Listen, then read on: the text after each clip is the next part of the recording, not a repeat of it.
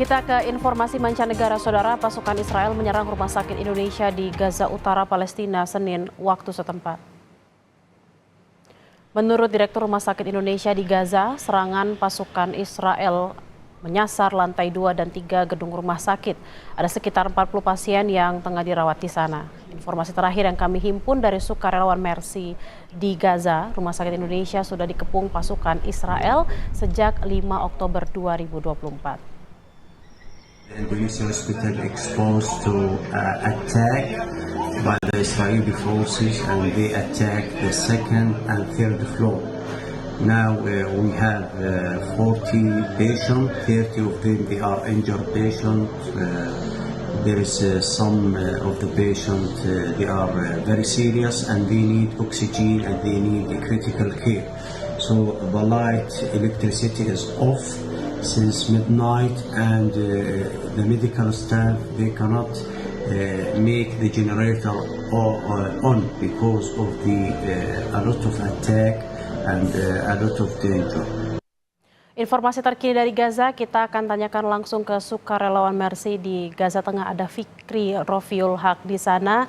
Fikri, apa yang terjadi di Rumah Sakit Indonesia di sana bisa digambarkan? Ya, baik, kondisi di Rumah Sakit Indonesia memang benar-benar sangat sulit sekali karena memang operasi militer Israel dilancarkan sejak pada Sabtu 5 Oktober 2024 yang lalu, di mana serangan demi serangan baik dari udara maupun dari serangan darat juga terus dilancarkan dari pihak Israel terhadap jalur Gaza bagian utara, sehingga kami tim Mercy memang melakukan evakuasi yang mengikuti rombongan dari konvoi WHO pada pada hari Kamis 10 Oktober 2024 yang lalu, dan alhamdulillah kami saat ini berhasil dievakuasi ke jalur Gaza bagian tengah. Dan saat ini memang kondisi Rumah Sakit Indonesia di jalur Gaza bagian utara masih terkepung dari pihak Israel, di mana pada Senin 19 Oktober yang lalu Israel melakukan serangan dari artileri mereka di lantai 2 dan lantai 3 sehingga mengakibatkan kerusakan di lantai 2 dan lantai 3 yang memang lantai 2 dan 3 digunakan untuk rawat inap. Namun alhamdulillah tidak ada korban dari serangan ini. Namun akibat pengepungan yang dilakukan oleh pihak Israel sehingga jaringan listrik di Rumah Sakit Indonesia terputus, tidak ada air minum dan juga bahan makanan serta obat-obatan dan bantuan-bantuan kemanusiaan yang lain yang bisa disalurkan ke Rumah Sakit Indonesia atau di masyarakat yang ada di Gaza Utara, sehingga diinformasikan bahwa ada 2 korban yang meninggal akibat tidak adanya jaringan listrik untuk menopang medis 2 pasien tersebut. Sementara memang masih ada beberapa pasien dan juga tenaga medis yang memang masih bertahan di Rumah Sakit Indonesia. Selain di sekitar Rumah Sakit Indonesia terdapat juga beberapa sekolah PBB maupun sekolah pemerintah, di mana Israel memaksa mengusir ratusan orang diusir dari tempat-tempat pengungsian mereka di sekolah-sekolahan tersebut. Mereka dibariskan untuk kemudian nanti diarahkan untuk harus melakukan evakuasi atau diusir ke kota Gaza. Dan setelah mereka mengusir para warga dari sekolah-sekolah tersebut, mereka membakar sekolah-sekolahan tersebut yang memang berada persis di samping Rumah Sakit Indonesia. Diinformasikan juga sudah ada 3 sekolahan yang dibakar oleh pihak Israel di Gaza Utara, di mana ada sekolah Kuwait, sekolah Halab, dan juga sekolah Hamad. Ini 3 sekolah yang dibakar oleh pihak Israel di Gaza Utara setelah mereka memaksa para pengungsi untuk segera pergi dari daerah tersebut karena memang ada operasi militer di Gaza Utara. Dan ada beberapa saksi juga memang mengatakan yang mereka berhasil selamat dari evakuasi tersebut, bahwa banyak juga Israel menangkap para pria dewasa, ya, karena memang pria dewasa tersebar dari video atau foto-foto lokal, video yang diposting oleh pihak Israel kemudian disebarkan oleh para jurnalis yang ada di jalur Gaza, bahwa para pria dewasa dipisahkan oleh anak dan juga istrinya dan keluarganya, sehingga banyak pria-pria dewasa yang oleh pihak Israel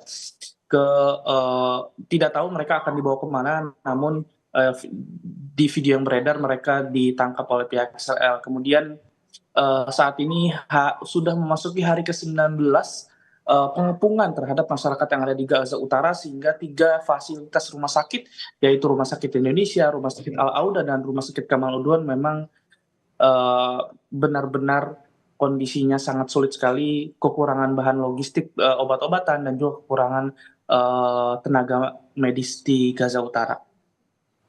Fikri, tadi sempat dikatakan ada 3 sekolah yang diserang, juga ada 2 korban yang meninggal karena kondisi rumah sakit yang kurang memadai akibat adanya serangan. Lalu kondisi pasien yang lain seperti apa, Fikri? Lalu apakah sudah ada rencana untuk mengevakuasi mereka jika memang listrik dan pasokan air serta makanan dan obat-obatan belum juga tiba? Ya, baik, ya memang konvoi dari WHO ataupun dari PBB juga berhasil melakukan evakuasi para pasien yang ada di Rumah Sakit Kamal Udwan. Sudah beberapa kali mereka berhasil mengevakuasi para pasien yang memang membutuhkan penanganan atau penanganan darurat atau tenaga medis yang segera, di mana para pasien tersebut kemudian selanjutnya ditempatkan di Rumah Sakit Ashifa yang ada di kota Gaza, yang memang beberapa bulan lalu Rumah Sakit Ashifa juga kembali beroperasi walaupun tidak maksimal atau tidak optimal, karena memang masih banyaknya bangunan-bangunan yang mengalami kerusakan yang harus mendapati renovasi besar-besaran, dan hanya beberapa departemen saja yang dibuka oleh Rumah Sakit Ashifa. Dan sementara untuk pasien-pasien yang masih tersisa di 3 rumah sakit atau 3 fasilitas kesehatan tersebut yang ada di Gaza Utara, kondisinya benar-benar sangat sulit. Bahkan bisa dikatakan Rumah Sakit Indonesia hampir tidak benar-benar beroperasi karena memang tidak menerima pasien lagi, karena tenaga medis pun sangat sulit untuk menjangkau para korban-korban yang ada di kamp pengungsian Jabalia maupun di kota Beit Lahia ataupun di daerah-daerah sekitarnya yang ada di Gaza Utara, sehingga sebenarnya masih banyak warga yang terjebak akibat operasi militer darat yang dilakukan oleh pihak Israel di Gaza Utara, dan masih banyak korban juga yang di bawah runtuhan masih belum bisa dievakuasi oleh pertahanan sipil karena mengingat kondisi yang masih sangat buruk. Dan beberapa waktu lalu karena kekurangan obat-obatan atau tidak adanya fasilitas kesehatan yang benar-benar berfungsi di Rumah Sakit Indonesia, sehingga ada salah satu pasien yang terpaksa harus kakinya diamputasi karena memang tidak ada pengobatan atau penanganan yang lebih lanjut atau penanganan lebih intens terhadap mereka.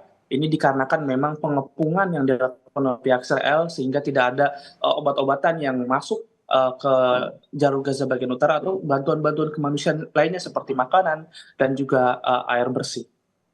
Baik, terima kasih Rifki Rofiul Haq, sukarelawan Mercy langsung dari Gaza. Kami akan terus menantikan informasi dari Anda, seperti apa update informasi dari sana. Terima kasih Rifki dan semoga selalu sehat.